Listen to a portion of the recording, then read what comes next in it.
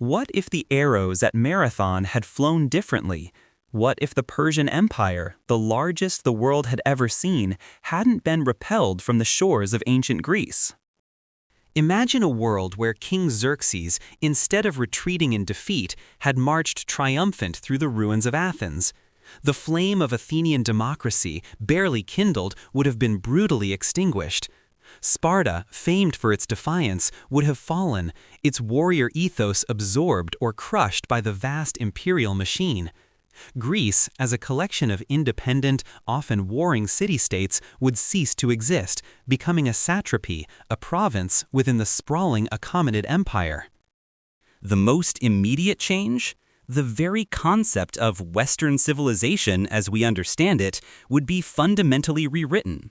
The independent spirit that birthed democracy, distinct philosophical schools, and groundbreaking scientific inquiry might have been stifled under a centralized autocratic rule.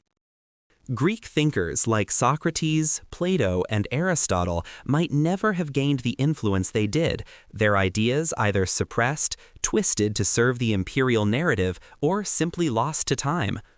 Philosophy might instead be dominated by Zoroastrian principles, blending with local traditions, but never quite fostering the unique Hellenic spirit of inquiry. Architecture would morph.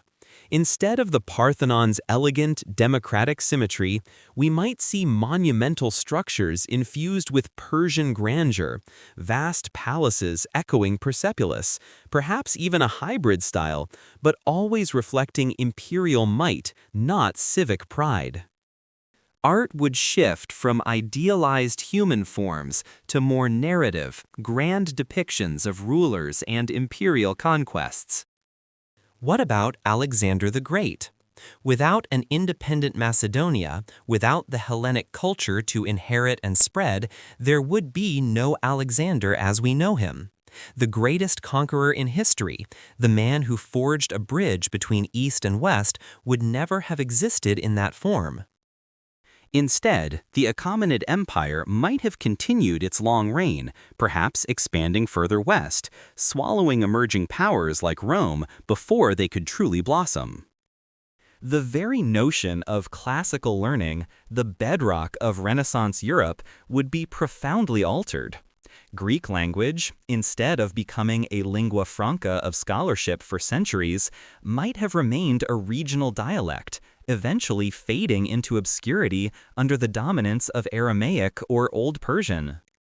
Christianity itself could have evolved in a radically different landscape. Without the philosophical underpinnings and legal structures influenced by Greek thought and later Roman law, its early spread might have faced an even more formidable, unified Eastern power, potentially leading to a completely different religious map of the world. This single point of divergence, the triumph of the Persian Empire over ancient Greece, reshapes not just a continent, but the very trajectory of human thought, governance, and civilization for millennia. It's a testament to how close our history came to being something entirely alien. Hit subscribe now and let's unravel more untold histories.